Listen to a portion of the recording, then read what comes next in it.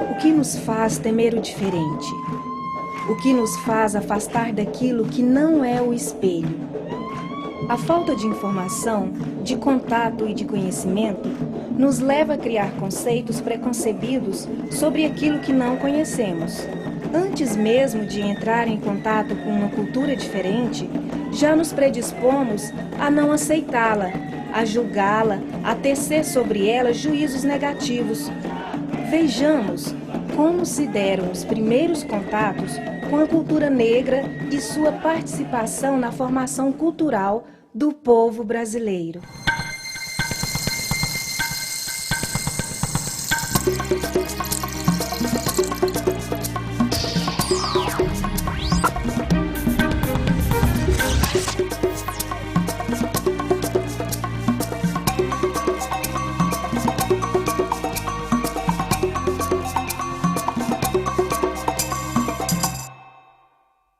A ideia de uma cultura afro-brasileira é algo que vem sendo estudado há pouco mais de 100 anos e com esse sentido, né, com esse hífen afro-brasileira, e ela é importante porque remete à ligação direta ou indireta com a África, que acho que não existiria Brasil sem África.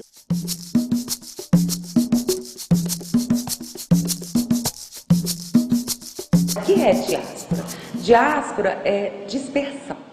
Diasporos, né? Poros, lembrem-se daquelas florzinhas que quando o vento bate, aqueles são esporos, né? E eles voam, eles migram, eles transmigram. E houve um momento preciso que um continente inteiro sofreu forçadamente com essa diáspora. E essa diáspora transmigrou para vários continentes. Não foi só para o Novo Mundo, né, para as Américas. Nessa diáspora africana para as Américas, houve o que a gente poderia dizer de temporalidades e espacialidades, né?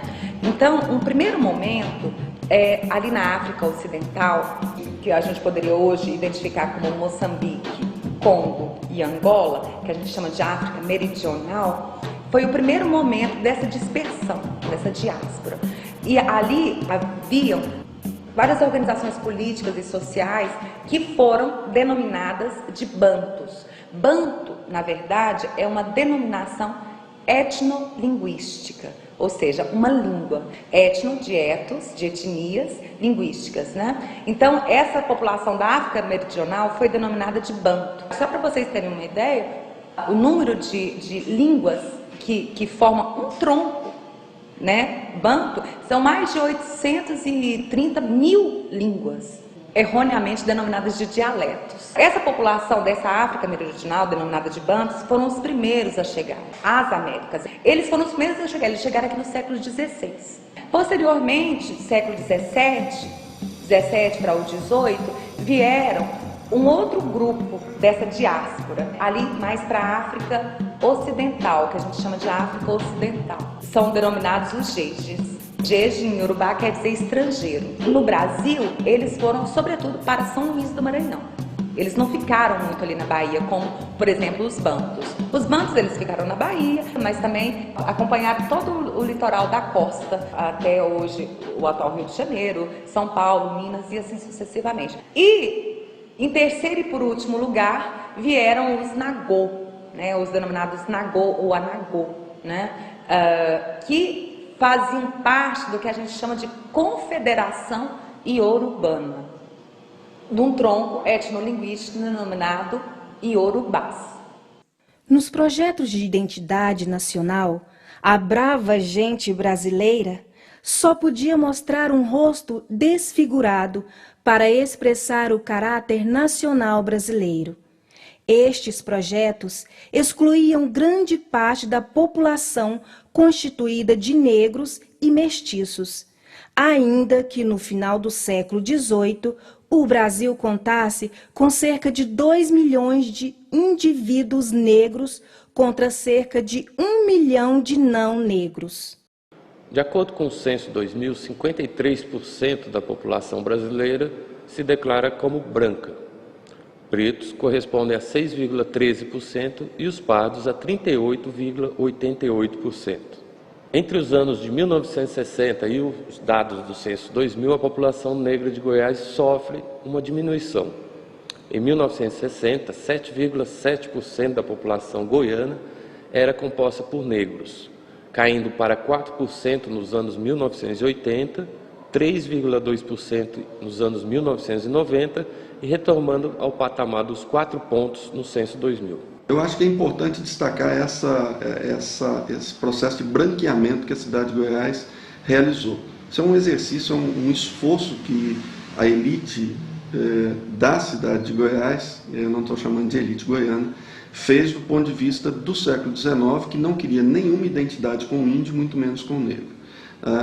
Há processos históricos hoje estudados que mostram que algumas das festas mais famosas de Goiás foram apropriadas dos negros e branqueadas. Exemplo que muito se comenta hoje em dia, os historiadores da arte e historiadores têm trabalhado, a própria procissão do fogaréu. Eu acho que um ponto significativo é a própria Igreja do Rosário. A Igreja do Rosário dos Negros foi totalmente destruída e construída algo totalmente europeu, que não tem nada a ver com Goiás, algo que é totalmente estranho àquele contexto colonial, enfim, ao contexto de Goiás no todo. Isso tem a ver a figura do sertanejo como um exercício também de tirar o negro de Goiás, porque o homem negro ele foi levado, os que sobraram, eles foram levados para as fazendas de gado. E eu acho esse um ponto muito importante de se perceber, que eles foram levados para fazendas de gado, e onde é que estavam essas fazendas? No Araguaia, e no norte, certo? A parte sul de Goiás, se você pega hoje a parte sul de Goiás, ela é uma área que a partir da terceira década, segunda para a terceira década do século XIX, ela foi ocupada essencialmente por geralistas, que são aqueles vindos de Minas, e que tem, e a gente vê um perfil extremamente branqueado dessa população, porque ali já estão entrando alguns imigrantes estrangeiros, sobretudo portugueses, alguns espanhóis, mas sobretudo portugueses. E mais para frente, uma boa parte daqueles que foram, alguns imigrantes que foram colocados, foram expulsos para o sertão, ou seja, foram empurrados para o sertão em razão da extensão do cultivo do café no Oeste Paulista, também vem para Goiás com o objetivo de criar gado e já são também uma população bastante branqueada. Então a gente vê isso na região sudoeste de Goiás, na região sudeste, na região sul, pega desde Morrinhos até Rio Verde, você nota uma população extremamente branqueada e já branqueada no século XIX para o século XX. É interessante a gente observar que os negros, eles tinham, e o sincretismo religioso, ele aproxima muito, então, da religião católica, em algum sentido, com alguns santos, devoção. Então, por exemplo, Nossa Senhora do Rosário, geralmente é uma alusão aos negros, uma devoção. São Benedito e tantos outros santos. E tantas outras manifestações que eu acredito, assim, muito também foi por essa imposição do código de postura, quando eles querem organizar, eles querem limpar mesmo a cidade. A gente tem que ver os concílios, as leis também do clero, o que vai proibindo, o que isso vai afastando. E, na verdade, se perde na cidade de Goiás grande parte dessas manifestações. A festa do Congo, né, que hoje ainda nós temos o seu Zé Arruda aí, que é considerado, né, o rei do Congo, mas outras festas desaparecem. O negro foi ignorado por movimentos de feição nativista que fizeram do índio o símbolo da identidade do país. Assim, identifica-se uma ideologia de exclusão do diferente, que aprisiona o negro em lugares e funções marginais. Então, o deslocamento dessa população seguiu um pouco o deslocamento da população indígena. Então, o negro foi afastado juntamente com o índio. Há inúmeras histórias que eu ouvi em Jataí de negros que fugiam com as tribos de índios, que passavam por lá.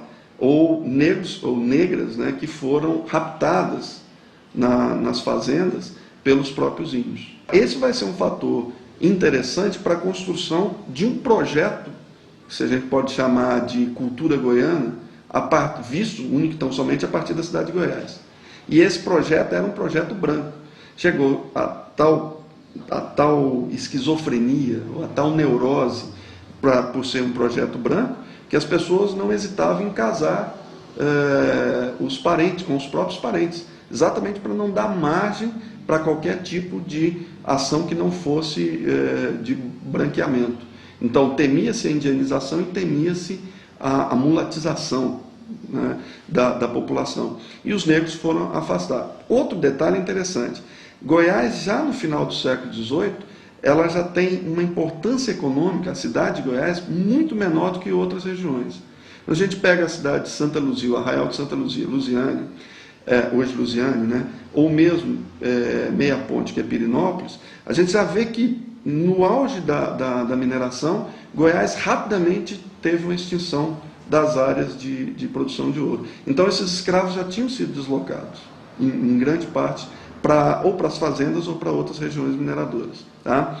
Quando entra o século XIX, então, aí o negócio é desfazer do escravo, certo? E desfazer bem, porque é vender, sobretudo, para as fazendas de café no Sudeste, que começa a se consolidar por volta de 1820, 1830, 1840, então você deságua os escravos, os poucos escravos que ainda tinham, que eram remanescentes da mineração, eles estão sendo levados para o Sudeste, e aí Goiás, então, ela vai conseguir esse intento que é branquear. Tanto que no processo abolicionista tem muito pouco escravo na cidade de Goiás. A palavra quilombo tem a conotação de uma associação de homens aberta a todos sem distinção, de filiação a qualquer linhagem. O quilombo, amadurecido, é uma instituição transcultural que recebeu contribuições de diversas culturas. Lunga, Imbangala, Imbundo, Congo, Ovimbundo.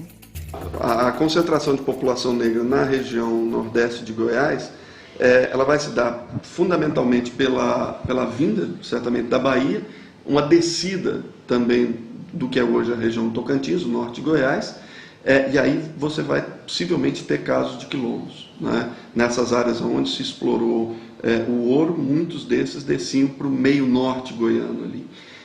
Flores, por exemplo, que é uma comunidade negra muito consolidada e que um pouco estudada, mais estudada do que as outras comunidades de uma forma geral. Mas, fundamentalmente, uma boa parte desses negros entraram para Goiás meio que trazendo gado, né? Ou seja, na forma de currais do São Francisco que vão se interiorizando. Essa é uma explicação que a gente encontra para esses fenômenos desses grupos no meio norte e na região nordeste de Goiás, entendendo nordeste de Goiás, aquilo que capta, inclusive, que é hoje o estado de Tocantins. Os quilombos foram, no passado, o principal símbolo de luta cultural e resistência. Todas as áreas de Goiás que tiveram arraiais de mineração tiveram quilombos, né? Portanto, em toda a parte do estado, haveria população negra, haveria comunidades negras, territórios negros, né? Então, esse é um indício para chamar a atenção para a presença marcante da população negra no estado de Goiás. A definição de comunidade quilombola é o seguinte: se a comunidade se define como quilombola ou não. É a mesma questão para negro, quem se define como negro ou não, e se você reconhece essa pessoa como quilombola ou não. Então, somente em situações de pesquisa ou na fala política dessas comunidades é que elas vão demonstrar e afirmar a sua identificação. Então, mesmo que eu diga quilombola, mas se a comunidade não se reconhece, não adianta, né? E pode ser que o governo ou a academia não reconheça a comunidade como quilombola, mas ela se diz, e eu tenho que trabalhar com essa autodefinição, com essa autodeclaração. Tem estados do Brasil que o próprio movimento negro, em parceria com a universidade, fez mapeamento, o caso do Maranhão, o caso do Pará, o caso da Bahia, o caso de São Paulo, e às vezes com apoio do Estado, que é o caso de São Paulo, fez mapeamento de comunidades negras, rurais, e se chegou a um consenso de, pelo menos assim, do processo, de como deveria caminhar, que era a identificação a semelhança dos indígenas, delimitação e depois uma titulação. Os indígenas têm uma outra fase que é a demarcação das terras. Em quilombo se fala muito pouco em demarcação de terras, né? A identificação hoje ela pode ser feita como autoidentificação. A comunidade se diz quilombola e procura o governo, procura a Fundação Cultural Palmares, o INCRA ou a Secretaria de Promoção da Igualdade Racial ou outro órgão, geralmente um desses três. A história do Cedro, que eu sei é que o Chico Moleque era um escravo, né? Que veio para cá junto com o criado dele, o senhor dele, e ele trabalhando os feriados, os domingos, ele comprou a liberdade dele, da esposa e de uma filha. E aí ele continuou trabalhando com o senhor lá, e aí ele trabalhava os feriados, né? Já tinha pagado a liberdade, ele comprou uma área uma fazenda, que é a Fazenda Flores, que nós residimos aqui hoje, junto com o senhor, né, que era o criado dele. E ele comprou em 1885, né, ele comprou essa área de terra e aqui ele fez a comunidade dele. Os filhos escravos que fugiam das outras fazendas aqui, era um esconderijo que ele escondia esses escravos aqui. E aí ele, muitos escravos desses, casou com os filhos deles e aí foi se tornando a família hoje que é os que está aqui hoje. Hoje nós residimos 36 famílias, mas isso aqui já teve bem mais famílias, umas 80 famílias mais. Essa dança começa com a dança guerreira, mas aí dentro da dança nós mostramos a história da comunidade. Aquilo que eles passaram quando eles chegaram, então teve várias demandas da terra, principalmente quando nós falamos que o Chico Moleque comprou essa área de terra junto com o senhor lá, também teve uma jogada, porque aonde ele jogou ele era as terras dos índios, né? Então teve todo um conflito com ele e com os índios. Moro aqui na comunidade, né, do Cedro, trabalho aqui no laboratório já há 5 anos, assim que eu estou mais à frente do laboratório. Eu trabalho na área da venda e manipulo também. Várias qualidades de xaropes, tem as garrafadas, pomadas. Temos também, a gente faz artesanato como sabonete, doces. Tem várias qualidades que a gente prepara, né? Comprimidos também, vários produtos. A gente faz o sabonete de rosa branca, ele é para fazer limpeza de pele, né? Espinha, cravos. Tem o de babatimão, que é mais assim, indicado para mulheres que estão com algum problema de infecção, né? Para fazer o banho. Tem também o de mamacadela também, que é para limpar também a pele. Tem o de aroeira, que é para alguma coceira, ferida na pele, para cicatrizar. Tem várias qualidades de sabonetes, são todos medicinais, né? E ajudam muito na saúde para fazer algum tratamento com sabonete. Minha mãe, quando a gente é criança, já fazia chazinho pra gente. A gente já aprendeu a fazer os chás. Aí depois que eu mudei para cá, eu já tinha mais o conhecimento das ervas do cerrado. Aí eu fui aprendendo mais a conhecer as plantas do cerrado e fui me aperfeiçoando, e hoje eu já conheço muitas plantas, várias qualidades, manipulo várias formas de medicamentos, né? Eu sou nascida aqui na comunidade do Cedro, né? E trabalho aqui na farmácia desde de 1998. Eu aprendi assim, é um serviço assim que a gente aprendeu, vem de tradição, né? De pai para filho. Meu pai era um raizeiro que teve a oportunidade de ajudar nós aqui na comunidade. Meu pai veio como se diz o outro, vem de pai para filho. Ele aprendeu com o pai dele. O pai dele era espiritismo, mexia com esses remédios também, natural, né? Aí ele pegava a gente aqui, ia no cerrado com o pessoal para estar mostrando assim, mostrando as plantas, quais eram as plantas. Então aí a gente foi identificando quais eram as plantas que nós trabalhava, né? Ensinando como a gente coletava, qual era a lua. Tem planta que você colhe na minguante, outras é na nova, outras já tem que ser na cheia, na crescente, cada espécie, né? Então a gente usa aquele mesmo método para estar fazendo as coletas, né? A minha avó sempre passava isso pra gente, ela contava que ela foi escrava junto com meu avô, né? A mãe da minha mãe foi escrava junto com o pai do meu pai. A fazenda que eles foram criados aqui perto, aqui, chama Capivara lá. E aí quando surgiu a abolição, aí meu bisavô veio para aqui, né? O pai do meu avô. E ela foi para outra região, para onde tem uns outros negros lá no Buracão. Meus antepassados todos de Minas. E o avô do meu pai, que é o meu bisavô, né? A minha avó, diz que só esse não era brasileiro não, ele era africano mesmo, né?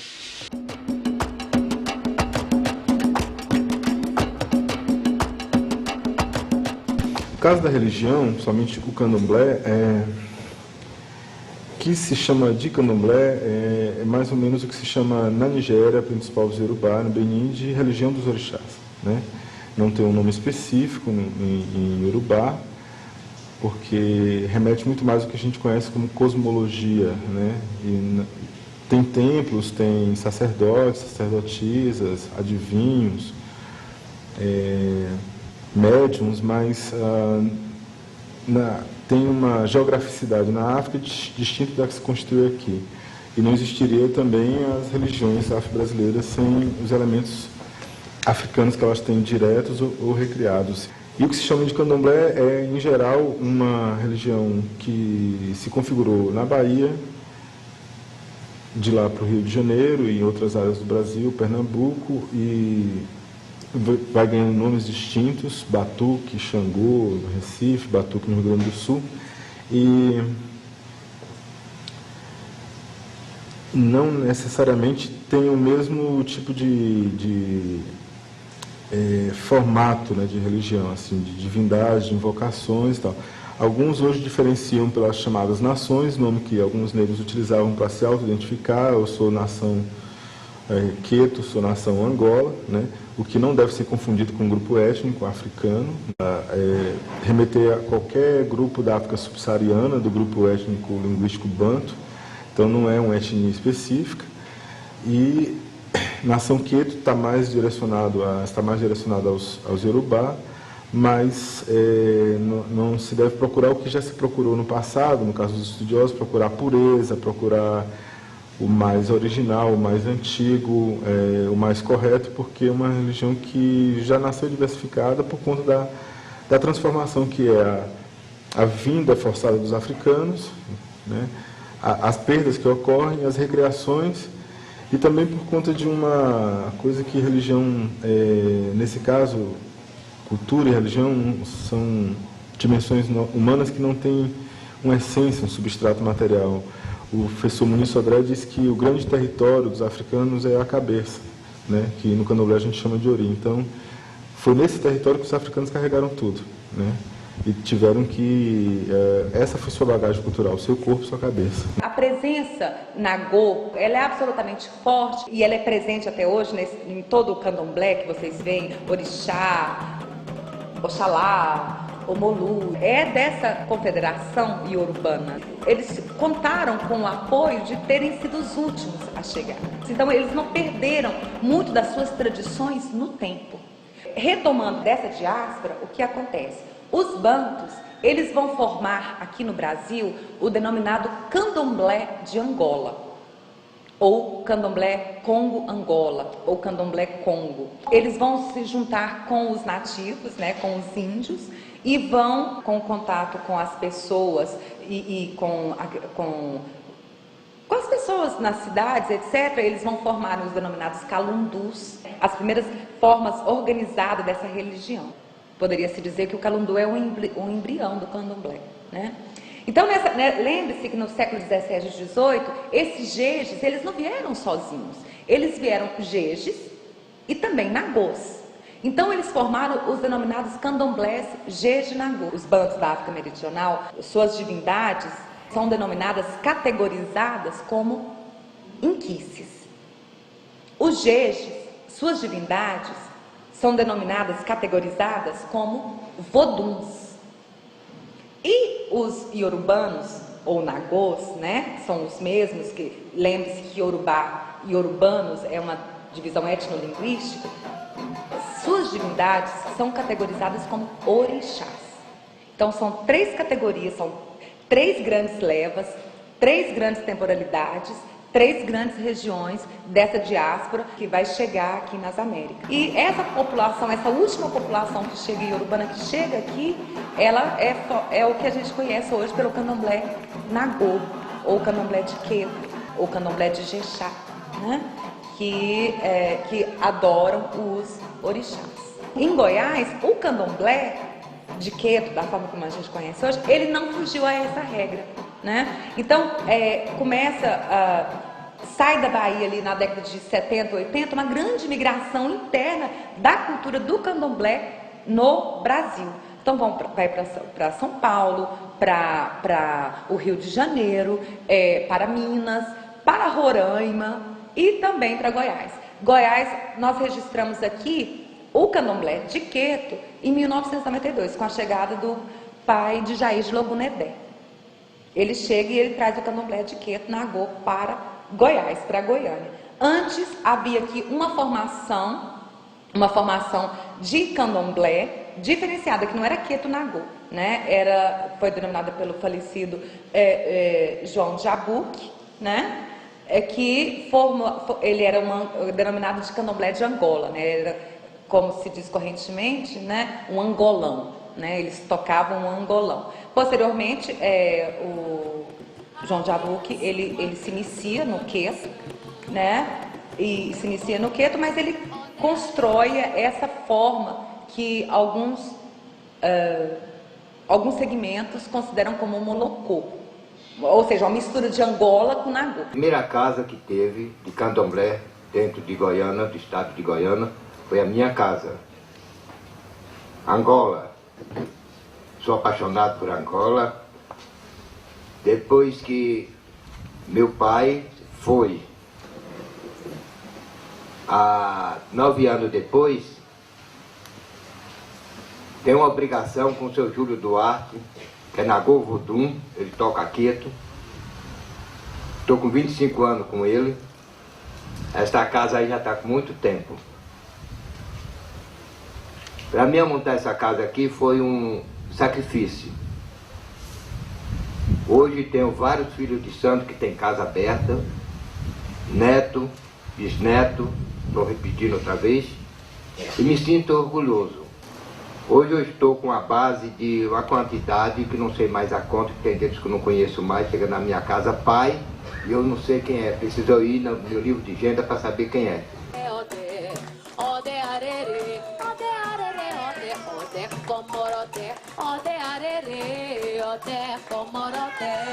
O candomblé é uma religião que cultua orixás, que são forças da natureza. Nosso culto realmente é a natureza. Sem natureza não existe o candomblé. Os negros vinham de várias regiões e acabaram espalhando, né? Então não conseguia cultuar a mesma fé que se cultuava numa aldeia lá, não tinha como se cultuar aqui. Aí foi surgindo os quilombos, aí os negros iam chegando e ali trazia a sua religiosidade e agregava juntamente aquela comunidade e ali se formava o culto. Então hoje, na verdade, esse culto que nós temos, o candomblé, ele vem de várias funções. A gente cultua hoje 16 orixás. E esses 16 orixás, eles vêm da nação de Jeje, vêm de Angola e Queto. Você falar no ritual candomblé é muito amplo, né? Quando fala em ritual em geral, porque desde a retirada de uma folha da árvore, até a questão de você colocar uma moeda em tal lugar, é ritual. Então, nós temos que ver essa questão do ritual voltada à alimentação, aí nós podemos começar, como foi dito, o Olubagé. Como o candomblé, ele trata dos orixás, os orixás ofertam ao orixá Omolu o seu alimento, aquilo que melhor lhe agrada. Então, inicia-se com essa oferenda dos orixás. Então, cada filho de orixá carrega uma bandeja ou uma bacia que vai ali, então, a comida daquele orixá. Então, se é de Oxum, se o filho é de Oxum, vai o Omolocum. Se é de Ogum, o acará, que é o inhame, o nosso inhame. Se é de Iemanjá, o eboiá, né? Se é de Oxalá, o ebô, que é a canjica. Então, essas oferendas são para agrado do orixá, que vai fertilizar, né? Nos dá condições a Onilê, que é a terra, para que nós podemos, então, para que assim nós possamos ter alimentação, ter vida, né? Uma troca. No candomblé acontecem muitas trocas.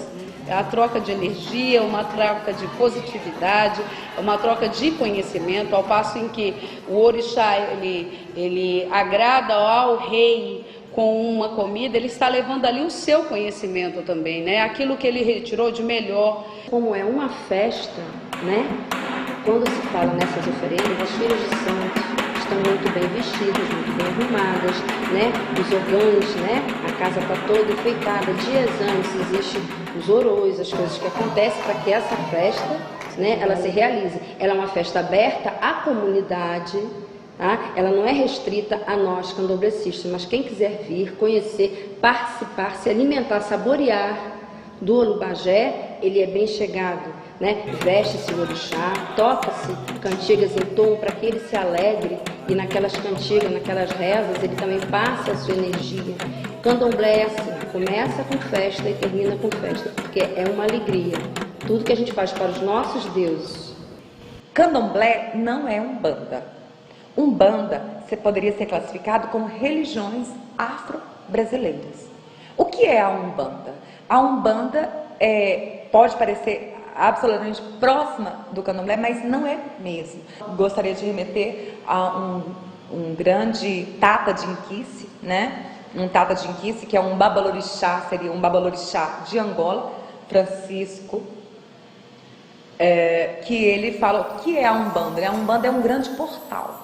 É uma religião absolutamente da inclusão. A Umbanda não exclui. Então ele pega todas as energias, as divindades, os deuses, como vocês queiram chamar, e aceita, inclui. Então ali na Umbanda você vai encontrar orixás, você vai encontrar inquices, você vai encontrar voduns, você vai encontrar santo da Igreja Católica, você vai encontrar denominadas entidades urbanas, né? Marinheiros, marujos, prostitutas, garçons, seja o que for, que eles são trazidos e divinizados ali na Umbanda. A Umbanda mantém essa característica muito forte do catolicismo popular e do kardecismo. Se fala, e é absolutamente correto do meu ponto de vista, que a Umbanda é a religião brasileira, né? Ela não é africana. Ela é brasileira porque ela é absolutamente híbrida. Ela é absolutamente misturada. Meu pai me falava, e hoje também eu estou confirmando, a Umbanda nossa, ela tem raízes africanas, mas nasceu no Brasil. Ela nasceu no Brasil, ela nasceu nas senzalas, né? E era obrigado, por exemplo, eu chão batido no meu terreiro, porque é terreiro de Umbanda. Se não fosse chão batido, eu ia colocar templo, tenda, mas eu pus terreiro, porque trazendo a formato do meu terreiro é quase uma senzala. E do jeito que os pretos velhos gostam. Nossa Umbanda, ela é brasileira, com raízes africanas, toco meus orixás, canto para eles no nosso ritmo mesmo, né? E os ensinamentos vão passando, via oral. Cada sacerdote que você visitar de Umbanda, você vai ver que eles têm uma forma diferenciada de tocar. Por quê? Porque é passado de geração para geração. Então acredito que quando veio para o Brasil, os escravos vieram de vários rumos, né? Se juntaram ali na senzala, os filhos desses escravos precisavam de manter o culto deles e nasceram ali na senzala já brasileiros. E mudaram alguns dialetos. Teve que mudar para adaptar, né? Igual quando terminava a colheita de café, o senhor da fazenda liberava os escravos para fazer a festa ali no terreiro. E os escravos vinham cantando, dançando, o senhor da fazenda achando que era para os santos católicos, e acabava sendo para a divindade deles. É o motivo do terreiro aqui também para isso. Então eu trago essa tradição, seguindo os conselhos do meu pai, e modifiquei pouquíssimas coisas da época do meu pai para cá, né? Então a gente vem modificando e tudo. Você vê, em 1979, eu ainda lembro, que a polícia invadiu os terreiros bem a hora que eles quisessem, do jeito que eles quisessem, e pronto. Eu lembro, às vezes, meu pai preso dentro do terreiro, porque os trabalhos passavam das 9, 10 da noite, sem motivo nenhum. Mas prendia na sexta, estava no sábado. Hoje, você não vê isso mais. Hoje, a lei, os nossos governantes parece que estão mais abertos à religião tipicamente brasileira, que é os nossos cultos, que é a nossa Umbanda. O Omolocô é essa forma hibridizada também de religiões de matriz africana e afro-brasileira. Pelo que eu percebo assim, das nossas pesquisas iniciais, no que se refere aqui em Goiás, o Omolocô aqui ele é muito sui generis e ele tem marcadamente uma influência banta, né, Angola muito forte, que é essa primeira formação das religiões de matriz africana e afro-brasileiras aqui em Goiás, né? A nossa presença é marcadamente banta. Ela não tem algo de jeje e praticamente só recentemente queto, né? Mas o marujo é trazido por Omolocô, o caboclo, né? O boiadeiro e muito dessa influência banta. Angola, quando você vai ter um ritual de iniciação, por exemplo, no Omolocô, com essa forte influência Angola, não fica apenas 15 dias fechado na camarinha ou no rundeme, né? Eles ficam 21 dias. Então tem vários tipos de músicas, de cantigas, criação absolutamente interessante e belíssima na sua ritualística, na sua musicalidade, músicas lindíssimas que tem no Omolocô, né?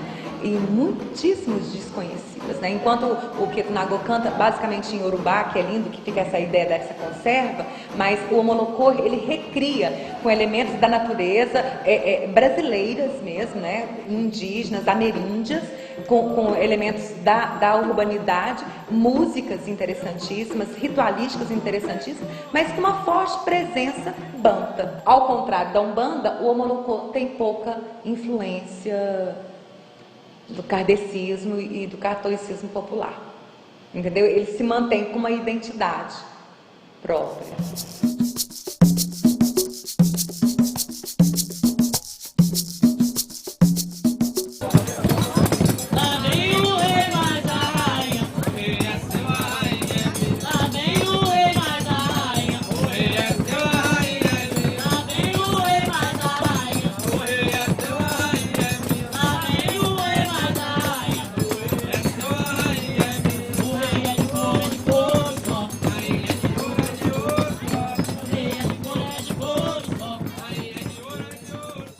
O que é a Caçada da Rainha? É uma festa que foi baseada na tradição, que parece que vem desde o tempo do Império, e que a rainha se escondia num determinado local, numa determinada ocasião especial, e as pessoas aos pares saíam para o mar para procurá-los. E quando encontrasse essa rainha, aí soltava um foguete, avisando que a rainha tinha sido encontrada. Aqueles outros cavaleiros, aqueles pais que estavam procurando, se reuniram num determinado local e vinham trazendo a rainha em cortejo, o rei e a rainha em cortejo. Esse cortejo, sempre a cavalo, e vinha aí com as pessoas com batuque, com caixa, e soltando foguete, e vinham até na praça principal da cidade, onde faziam revoluções. Tinha os caretas também, que alegravam a festa, que animava a meninada, que brincava com a meninada, fazia as revoluções. Ia para um determinado local, que era a igreja ou a cadeia, como foi a primeira aqui na cadeia antiga, a gente não tinha mais.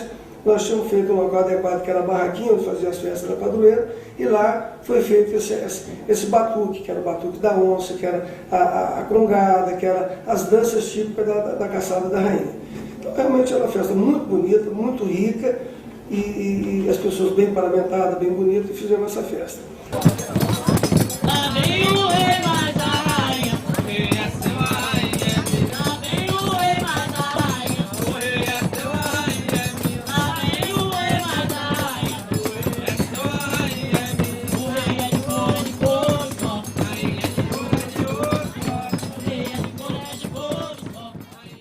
Cavalcante é um município que é uma província mineral. E a origem dele foi a exploração do ouro. E para cá vieram vários escravos, e nós tínhamos uma produção enorme, uma produção grande de ouro no município. Tanto é que nós tínhamos casas de fundição, eram 2 casas de fundição que tinham aqui na cidade. Nós tínhamos umas 2 igrejas, uma igreja que era frequentada mais pelos pretos. E nós tivemos toda essa nossa origem, essa nossa história foi baseada nisso aí. E a gente, isso se perdeu, ao longo do tempo se perdeu, então a gente foi desfigurando, era uma vila, a cidade foi desfigurando, sobraram 2 monumentos históricos. Nós tínhamos uma cadeia antiga e nós tínhamos a igreja antiga. A congada é o seguinte, a congada nós trabalhamos com ela, é sobre a dança africana. Ela veio da África, então a gente comemora o Dia dos Escravos, que é o dia 13 de maio. A gente faz a representação nas capitais, que eles pedem para a gente representar, então a gente representa sobre a dança africana. Então o Congo, ele é o seguinte, ele veio da África, e já tenho 40 anos que eu trabalho com a congada, ele é o segundo grupo, trabalho com ele, e a gente permanece sempre de pai para filho. Eu sou o fundador da Irmandade 13 de Maio. A história da congada, quando eu conheci a congada, eu conheci ela em 1954, em Nova Aurora. Eu conheci ela pagando um voto da minha mãe, que eu fiquei 8 anos fora de minha mãe. Então a minha mãe fez o voto com a Nossa Senhora do Rosário. Se a Nossa Senhora do Rosário me levasse eu onde ela estava, ou vivo ou morto, né? Então ela ia fardar eu para mim dançar como um dançador da congada, né? Eu tenho 54 anos de congada. A tradição foi feita pela minha mãe, né? Porque a minha mãe que me mostrou aonde estava a congada da Irmandade 13 de Maio, né? Então, ela me mostrou e eu acatei aquela conversa dela, que eu, com carinho, respeitei muito, né? Então, hoje estou aqui, levando a congada, entreguei a responsabilidade para minha filha. Bom, vou contar, vou deixar registrado o que é a congada, o que eu entendo da congada, porque eu respeito muito as histórias que meu pai nos passou para nós. Então, quando ele fala que eu vou deixar a história da congada para vocês, eu estou deixando essa história de pai para filho, né? Então, a congada, eu entendo que ela é a dança popular dos escravos, né? Que ela foi uma dança que foi feita por eles para homenagear a sua libertação. E foi um modo deles mostrar que eles estavam felizes e fizeram tudo no tempo. Então, ele não tinha casa, não tinha o seu espaço, então eles foram para a praia, nem foi para a rua, foi para a praia festejar a sua libertação. Então, essa é que meu pai deixou para nós, né? A congada tem a mesma história do como que surgiu o candomblé, como que surgiu o santo católico misturado com o candomblé, com a umbanda. É a mesma forma, de Nossa Senhora do Rosário foi o santo católico que os escravos colocou na rua para que fossem respeitados, que fossem aceitos nas casas, porque a congada é uma romaria que busca fazer visita a quem tem fé, né? Então, é por isso que surgiu os santos católicos, para que a gente pudesse louvar. Mas a Nossa Senhora do Rosário, ela é a padroeira dos escravos. Por que a padroeira dos escravos? Porque ela foi como a princesa Isabel. É o primeiro santo que eles encontrou naquele momento que eles estavam festejando, né? E ela surgiu do nada. E foi até batizado como a Nossa Senhora do Rosário, a protetora dos escravos. São Benedito é o protetor do alimento, para não deixar faltar comida nas casas. E Santa Efigênia, que foi uma freira que lutava principalmente para os negros encontrar uma casa, uma moradia, né? Então hoje cada santo foi assim lutando e foi se conquistando o seu espaço pela fé dos negros. Tem mais história para os negros, que não discriminando, né? Que a gente trabalha a discriminação, né? Então é o santo padroeiro dos negros. Porque enquanto existir um congadeiro em Goiânia, eu creio que eles têm que levar por esse lado de não deixar os tambores parar. Sempre tem que zoar os tambores, porque foi a história que seu pai deixou. Foi a história que seu avô deixou para seu pai. Então eu me sinto orgulhosa quando eu falo que eu sou uma congadeira. Porque é bonito, né? É vida. Se depender de mim, pode ser na minha congada Irmandade 3 de Maio, pode ser em outra congada, que eu acho que você tem que levar lá fora é a verdadeira história, não deixando mudar nada, nem o uniforme, nem as caixas, que é os tambores, e não deixar a modernidade tomar conta dessa história. Assim, a capoeira, ela chegou no Brasil no século XVI, através do transporte dos navios negreiros, dos negros, principalmente dos negros de Angola, os negros bandos.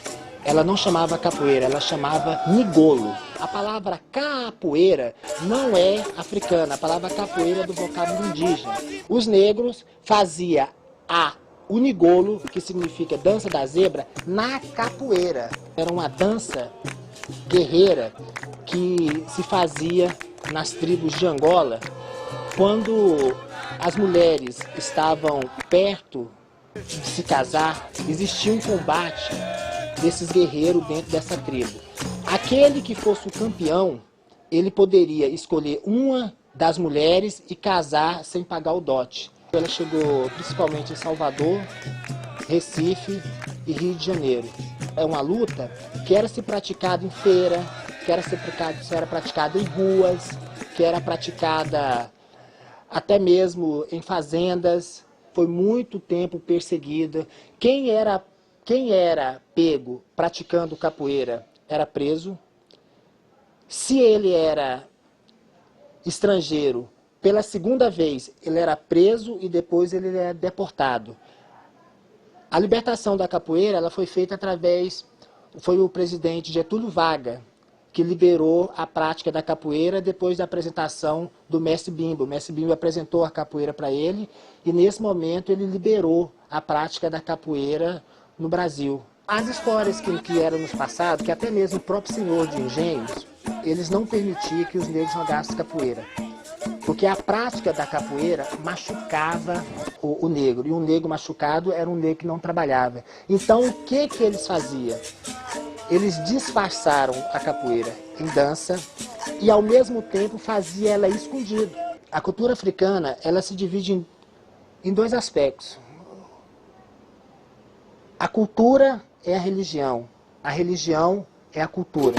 Quando nós fazemos capoeira, por exemplo, o contato que a gente tem com o chão é a mesma ligação que o candomblé tem com o chão. O chão, ele traz para os adeptos de candomblé a relação de ancestralidade. Então a capoeira Angola, ela não perdeu essa harmonia, essa ligação com essa ancestralidade africana. A gente começou dando oficinas, né? Oficinas de dança, realmente, teatro, como a gente começou, né? Aí, como tinha muitas meninas, era mais meninas do que meninas, a gente partiu para manicure, cabeleireiro, maquiagem, essas coisas aí. E elas desenvolveram muito bem. Existem meninas aí que são grandes profissionais nessa área. E a gente fez opção pelo cabelo afro, porque quase não tem salão, não tem essas coisas para fazer isso aí. Quando foi em 85, a gente criou a Escola de Samba Flora do Vale, porque eu não tinha mais jeito de fazer texto para comportar 100 pessoas, né? Já tinha 100 pessoas fazendo. E aí a gente deu o nome de Grupo GRI, que era Grupo Recreação Infantil. Aí nós saímos com esse grupo, né? Ia para todo lado. Aí a gente chegava lá nos locais, a gente combinava, a pessoa chamava, olha, eu vou combinar com vocês pelo lanche, vocês dão um lanche para os meninos e a gente vai. Aí a gente ia fazer esse trabalho, às vezes mandavam um carro para a gente, às vezes não mandava, ia por nossa conta. A gente começou assim, o Carlos Valadares, que era o presidente da Escola de Samba Milionário do Ritmo, convidava o nosso grupo para sair na escola dele, na Escola Milionário do Ritmo. E a gente ia para lá, ajudava a montar a escola, lá nós ajudava a fazer fantasia, ajudava tudo. E aí um dia chegou em mim e falou, olha, você agora cria a sua própria escola, você já tem pessoa suficiente, e aí eu te dou todo apoio. Aí foi quando ele começou, ele nos deu uns tambores e foi começando a nos ajudar aqui. E a gente começou então a criar a Escola de Samba Flora do Vale. Eu tenho tudo, né, para ser assim. Meu pai, ele era músico, era regente de uma banda na cidade do interior, né? E minha bisavó veio de Angola. Ela veio de Angola para cá e meu pai já nasceu aqui. Meu pai era filho da minha avó Inácia com o capitão do mato. O capitão engravidou minha avó e sumiu, ela com 15 anos. Nunca mais meu pai viu, nós não conhecemos esse avô. E a gente conheceu bem a avó, que era uma pessoa muito boa. Eu não conhecia a bisa também, porque quando ela saiu também, sumiu também, né, naquela época. E eu fiquei conhecendo muito bem a avó. E aí a gente já não tinha como. A minha avó me levava para Cavalhada, a gente morava no interior, Petrolina. Então a gente ia para Cavalhada, ia para a Igreja do Rosário, essas coisas aí. Então não tinha como eu fugir, não tinha como eu fugir. Eu tinha mais era que centrar em cima disso aí, né? Quando foi em 92, a gente criou a Comunidade Visual e Lê. Essa comunidade é que dá sustentação à escola de samba, e ela que é a dona do projeto que trabalha com os adolescentes. Aí foi onde a gente enfatizou mesmo trabalhar com o negro. Porque tem muita criança negra e o preconceito muito grande. Elas chegavam aqui chorando, vinha da escola, chegavam aqui, né, puseram me chamar de fumaça lá, me deram apelido. Quando eu usei a bermuda para educação física, eles falaram que tinha 2 paus de lenha andando. Então essas coisas assim ia chegando, né? E eu achei uma necessidade muito grande de trabalhar mais nessa área. Porque se eles estavam tendo discriminação lá, a gente também tinha, mas não era tanta, né, como eles que estavam no meio daquelas crianças que não tinham conhecimento de nada, né?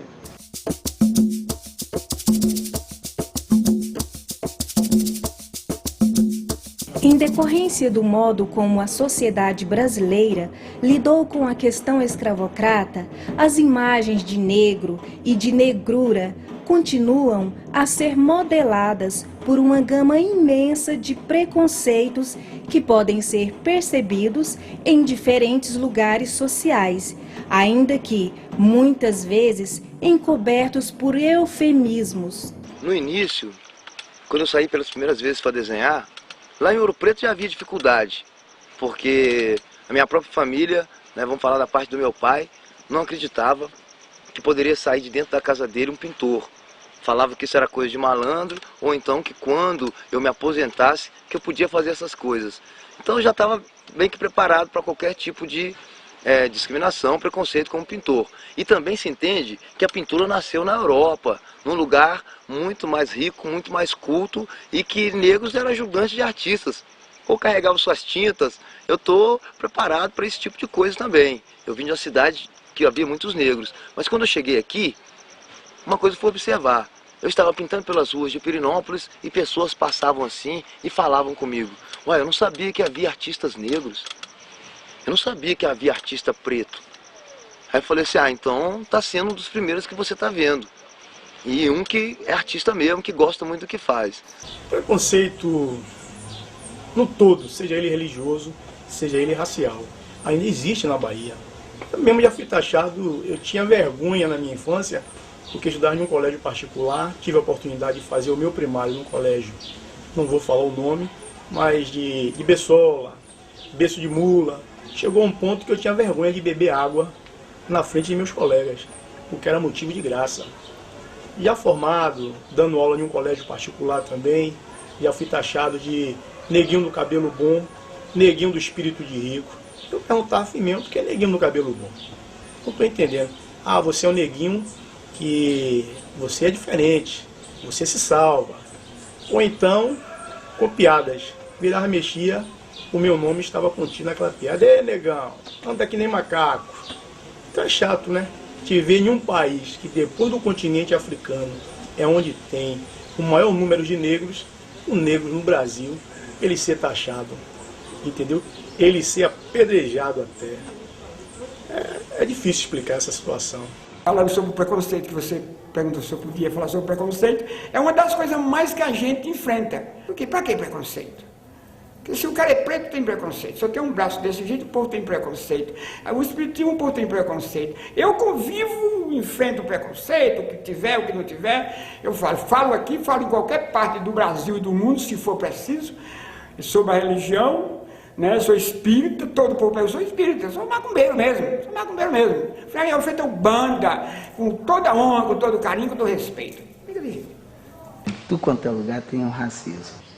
O racismo é uma coisa complicada até de falar dele, mas eu sinto que as coisas vão mudando, com o tempo vai mudando, porque para mim que o racismo, a pessoa aprende o racismo, e não nasce com racismo. Então isso eu acho que com esse tema de as pessoas, até na sala de aula, ter um trabalho, debate o racismo, acho que era fundamental, porque o filho não nasce com racismo. O racismo ele aprende com o pai, ou com o avô, ou com o tio. Então é isso.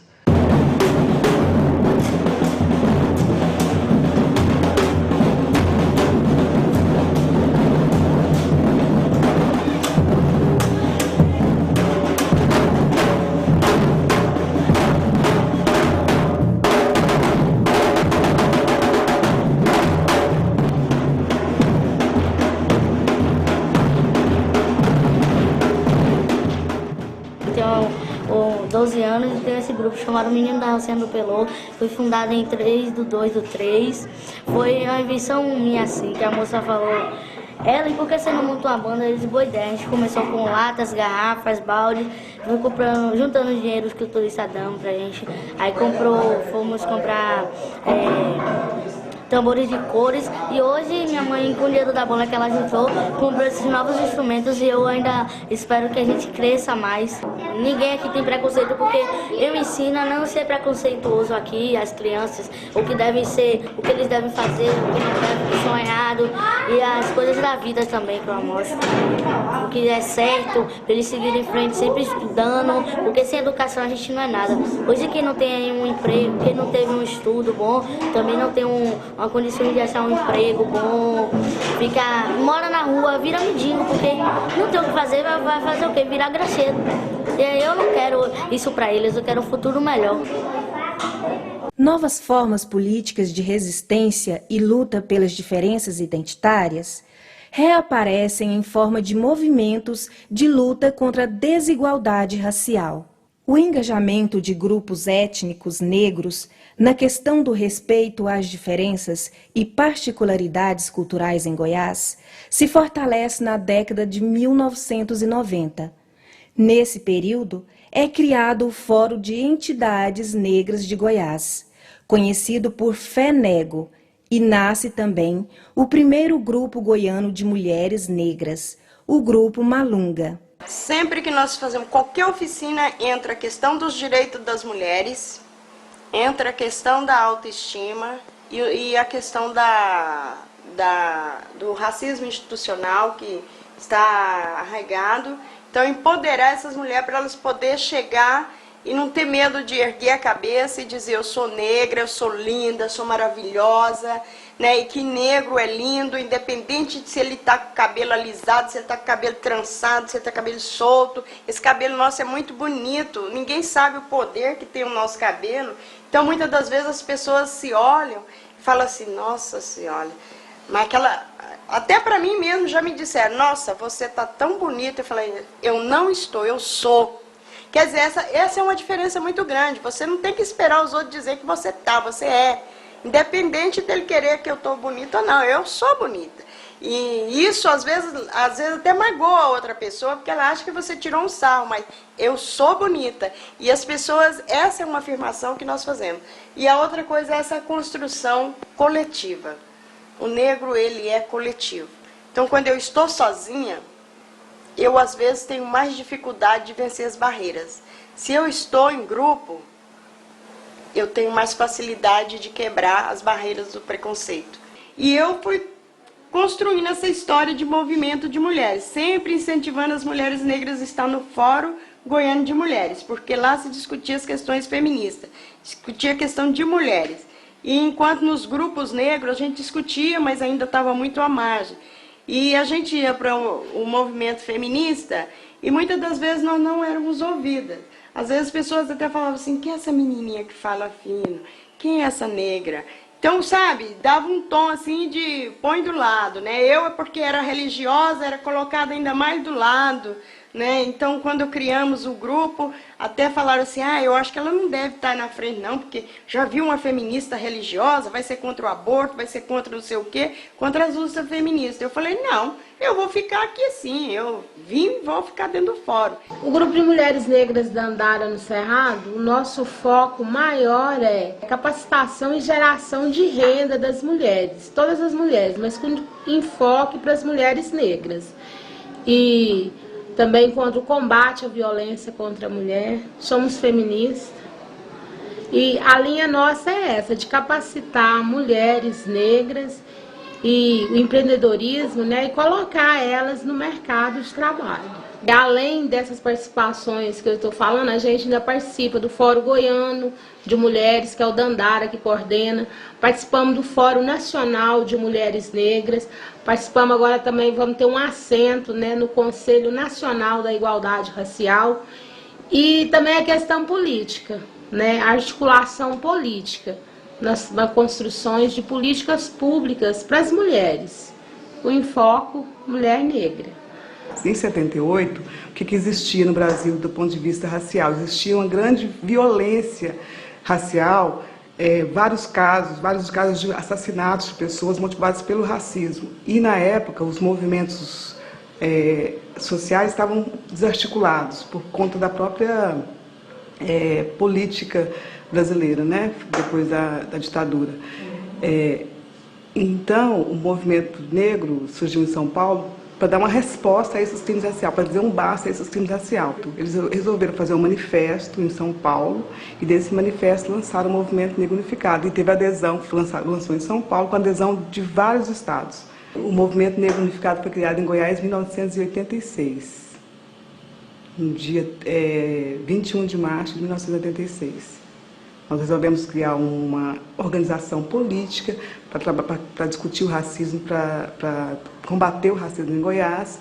Fizemos algumas pesquisas do que existia já no Brasil, que a gente queria uma organização nacional, porque a gente entendia que a luta do racismo era uma luta que tinha que ser nacional, porque o Estado era racista, né? E precisava de ações nacionais.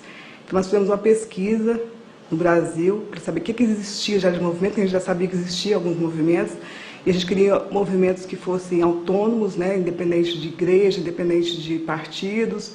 E a gente encontrou o Movimento Negro Unificado, que já tinha alguns anos, e a gente aderiu ao Movimento Negro Unificado, em 86. Sobre o movimento negro, as pessoas diziam que a gente estava querendo dividir o que já tinha de organizações, né? Os trabalhadores são trabalhadores, porque as pessoas não aceitavam muito a ideia de você ser negro, né? As pessoas queriam ainda que a gente fosse tratado como povo brasileiro, todos iguais, né? Quer dizer, era mais ou menos o mito da democracia racial que imperava. E a gente queria exatamente quebrar esse mito da democracia racial, dizer, não, nós somos negros, temos nossos direitos e queremos discutir com o Estado brasileiro a nossa capacidade, a nossa inserção com direitos iguais. Então as pessoas negavam mesmo a existência do movimento negro, as pessoas, na verdade, eram hostis a esse tipo de organização. Os agentes pastorais negros trabalham a conscientização e a valorização do negro. Nós iniciamos esse trabalho em 80, 83, junto na igreja. Quando foi em 87, 88, nós criamos uma ONG, resistamos e trabalhamos a nível de Brasil. Nós estamos em 16 estados APN, agentes pastorais negros. Já sofri muito no meu trabalho, né? Aquelas coisas mais difíceis ficavam para a gente fazer, e eu ficava sabendo que pessoas, os próprios chefes chamavam, não, deixa aquele negro fazer, deixa aquele negro fazer aquilo. Mas o que você vai fazer? Você tem que lutar. Lutar, a sua conquista é um dia após o outro. Não tem como a gente reverter isso assim, a não ser com com trabalho, falando, com valorização. I love, love, love you.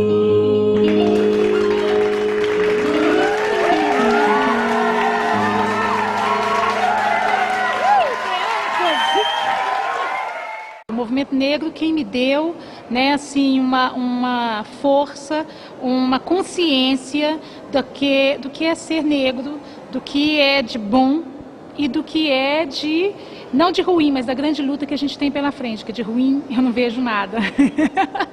Sinceramente, o que eu carregava e que eu sempre senti foi muitas vezes a dor, né, da rejeição, da exclusão, e essa dor me dói sempre, não só comigo, mas com qualquer outra pessoa que sofra isso pela cor da pele, também pelas outras manifestações que são do ser humano e que a nossa sociedade, de alguma forma, acha que deve, né, excluir.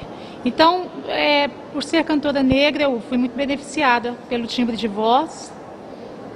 É um timbre de voz que eu gosto e que dizem que, né, é do negro, esse timbre de voz que eu tenho. Então, isso é legal, né? Mas como negra, é óbvio, eu sofri muita rejeição, muito racismo mesmo, assim.